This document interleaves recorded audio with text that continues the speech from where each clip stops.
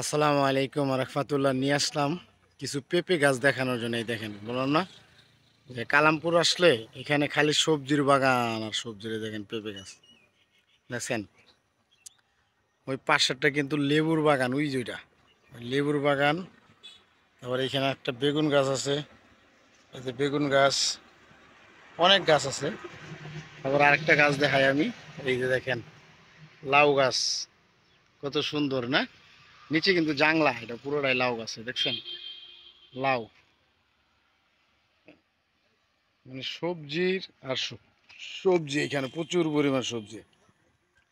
ওই যে পিছনেরটা, ওটাও হচ্ছে গিয়ে লাউ গাছের জাংলা, বুঝছেন? তো পেঁপে গাছটা অনেক সুন্দর হয়ে রয়েছে না? পেঁপেও ধরছে গাছে অনেক, মাসাল্লাহ। এই যে শুনছেন, তো গ্রাম, যে ভাই গ্রামের কোনো তুলনা হয় না, গ্রাম অতুলনীয়।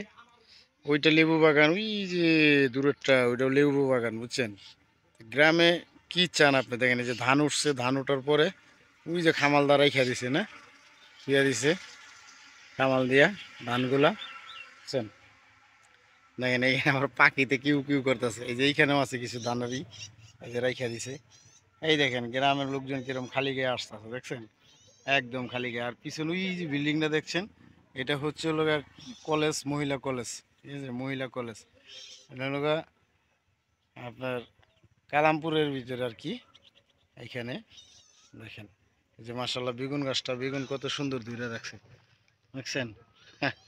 মানে সবজি দেখেন কোথায় কোথায় লাগায় রাখছে, হয়ে রয়েছে এই যে মরিচ, ওই মরিচ, দেখছেন কেমনে হয়ে রয়েছে? কোনো যত্ন করা লাগে না, যত্ন ছাড়াই। মাসাল্লাহ পেঁপে গাছগুলো অনেক সুন্দর। আবারও দেখাচ্ছি আপনাদেরকে, দেখেন, দেখতে পাচ্ছেন? ইস, সবজি আর সবজি।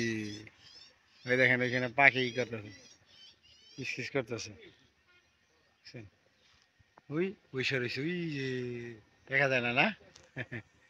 তো সবাই ভালো থাকবেন, সুস্থ থাকবেন। আজ এই পর্যন্তই।